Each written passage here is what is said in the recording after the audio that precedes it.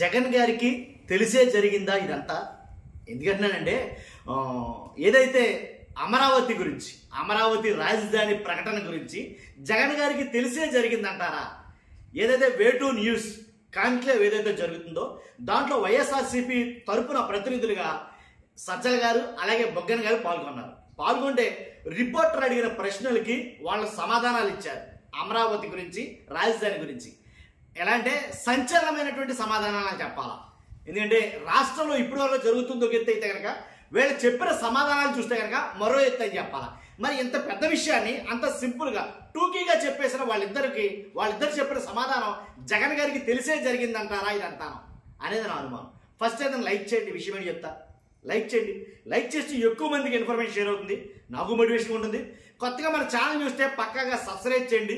మీ అమూల్యమైన అభిప్రాయం అమరావతి మీద వైఎస్ఆర్సీపీ స్టాండ్ తెలిసిన తర్వాత మీ అమూల్యమైన అభిప్రాయం ఏంటో కామెంట్ రూపంలో తెలియజేయండి. ఎందుకంటే జగన్ గారికి తెలిసే జరిగిందా ఇదంతా?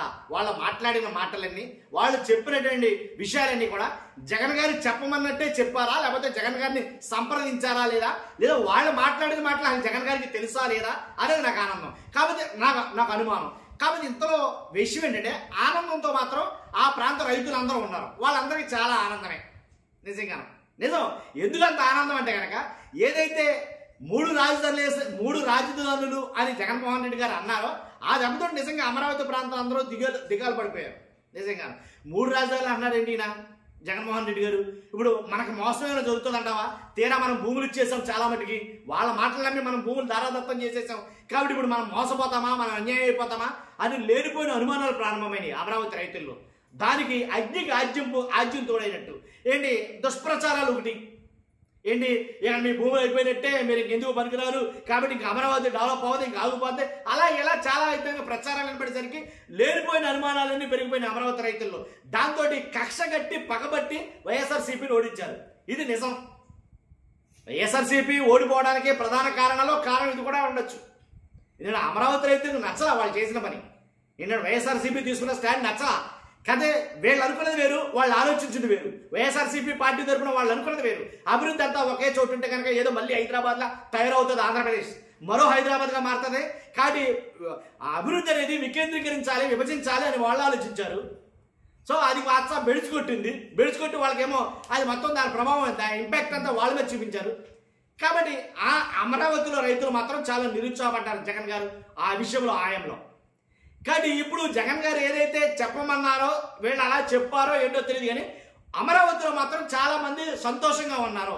మొత్తానికి జగన్ గారు కూడా అమరావతి నుంచే పరిపాలిస్తానంటున్నాడని,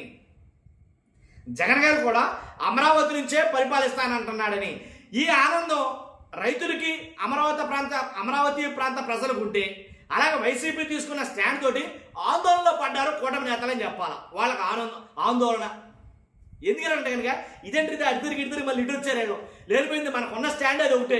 కాబట్టి దాన్ని సాగుగా చూపించే మనం అధికారంలోకి వచ్చాం. ఇప్పుడు అది కాస్త వాళ్ళు మాకేం పర్వాలేదు, అమరావతి నుంచి అయినా సరే మేము పరిపాలించేస్తాం, అవసరమైతే అమరావతిని రాజధానిగా మేము కూడా యాక్సెప్ట్ చేస్తున్నాం.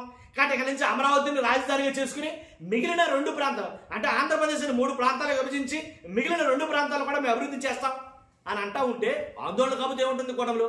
కాబట్టి ఆ రకంగా వాళ్ళైతే ఆందోళనలో ఉన్నారని చెప్పాలి.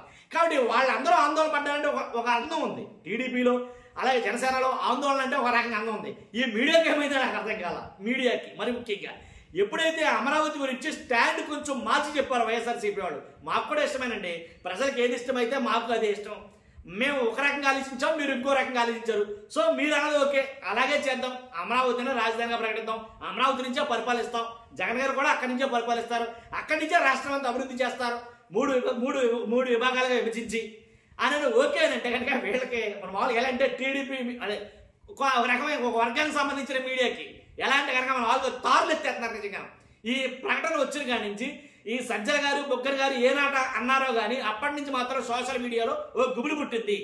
మరి ముఖ్యంగా కూటమికి సంబంధించిన మీడియాలో మాత్రం ఉరుకులు పరుగులు అని చెప్పాలి. ఏంటబ్బా దీనికి ఎలా మనం ఎన్కౌంటర్ ఇవ్వాలి, రీకౌంటర్ ఎలా వేయాలి అని అర్థం కాక మన మామూలుగా వాళ్ళకి తెలిసిన అన్ని రకాలుగా బాధలు వెలగొక్కుతున్నారు. ఏంటి అదంతా ఏమీ లేదు అలాగంటారు, కావాలని అంటారంటే వైఎస్ఆర్సీపీ వాళ్ళకి అది అసలు ఇష్టం లేదు. అది ఇష్టం లేకపోవడానికి అది ఏమైనా చుట్టమా పట్టమా? ఏ ప్రాంతం అయితేనండి మొత్తం ఆంధ్రప్రదేశ్లో కదా ఉంది. కాకపోతే వాళ్ళు అన్న విధానం వేరంతే. మొత్తం అంటే ఆంధ్రప్రదేశ్ అభివృద్ధి చెందాలి.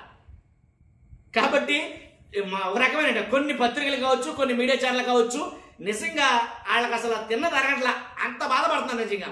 కాబట్టి ఈ స్టేట్మెంట్ వచ్చిన కాడి నుంచి, కాబట్టి ఏ స్టేట్మెంట్ అంటే కనుక మీకు చెప్పాను నేను, అమరావతి నుంచే జగన్ గారి పరిపాలన చాలు ఈ మాట. ఇక అక్కడి నుంచి ఇంక వాళ్ళ బాధలు చూడలేము. అసలు వర్ణాతీతం. అసలు ఏం రాస్తున్నారో, ఏం మాట్లాడుతున్నారో, ఏం చెప్తున్నారో ఏం అర్థం కావట్లా. పిచ్చి పిచ్చి వీడియోలన్నీ బయటకు వచ్చేస్తాయి. అమరావతి నుంచే జగన్ గారి పరిపాలన అంటంతో అభిప్రాయం అదేమి లేదంటారు కొంతమంది అయితే మైకులు ఇచ్చిన జనాల దగ్గరికి వెళ్ళిపోయారు ఆల్రెడీ కొన్ని మీడియా ఛానల్లో.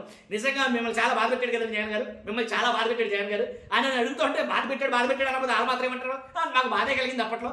అయినా వాళ్ళకి పూర్తిగా చెప్పడం వేరే చెప్పేస్తారు ఇంకా. కాబట్టి అంత బాధ అయితే కనుక వాళ్ళు పడుతున్నారు. ఆ బాధ చూస్తే నాకే బాధేసింది. కాబట్టి అమరావతి నుంచే జగన్ గారి పరిపాలన ఉంటుందని చెప్పగానే చెప్పినట్టు నన్ను అడిగితే కనుక మేము వ్యతిరేకం కదా అమరావతికి అని వైఎస్ఆర్సీపీ కర్రాఖండిగా చెప్పేసింది. కానీ వ్యతిరేకమని అప్పుడు వ్యతిరేకమని వాళ్ళు అప్పుడు వ్యతిరేకం కాదు, ఇప్పుడు వ్యతిరేకం కాదు, పరిపాలన అనేది విభజించి పరిపాలిస్తామని అన్నట్టుగా మాట్లాడుకొచ్చారు. కాబట్టి ఇప్పుడు కూడా చెప్తారు అంత భూమి అవసరంలా. ఆల్రెడీ 53,000 చిల్లర ఎకరాలు ఎంతో తీసుకున్నారా? ఆ 53,000 ఎకరాలు సరిపోద్ది అసలు. మళ్ళీ ఇంకో 44,000 ఎకరాలు అంటున్నారు కోట ప్రభుత్వం. ఎందుకు అంత భూమి ఏం చేసుకుంటాం అని తెలియకెడతాను. ఇప్పుడు వాళ్ళ స్టాండ్ నుండి విజయవాడ నుంచి గుంటూరు ఏదైతే మధ్య ఉందో ఆ మధ్యలో ఏదో 500 ఎకరాలు సరిపోతుంది కదా అసలు రాజధానికి. ఎంత చాంతాడంత ఎందుకు అని సింపుల్గా కట్టే కొట్టే తెచ్చారన్నట్టుగా 3 ముక్కలు చెప్పేస్తున్నారు. కాబట్టి ఏది ఏమైనా సరే జగన్ గారికి తెలివి జరిగిన వాళ్ళ నోట్లోంచి వచ్చిన మాట వాస్తవం. ఇది వైఎస్ఆర్సీపీ తీసుకోబోతున్న స్టాండ్ అని నాకు అర్థమైంది. ఒక విశ్లేషకుడిగా చెప్తున్నా, రాబోయే రోజుల్లో ఖచ్చితంగా జగన్ గారు ఒకవేళ ముఖ్యమంత్రిగా అయితే కనుక అమరావతి నుంచే పరిపాలన కొనసాగిస్తాడు. ఈ మాట రాసి పెట్టుకోవచ్చు, ఈ వీడియో సేవ్ చేసి పెట్టుకోవచ్చు. చూస్తున్న మీరందరూ మీ అభిప్రాయం తెలియజేయండి. ఫస్ట్ అయితే కనుక కామెంట్ చేయండి. Thank you.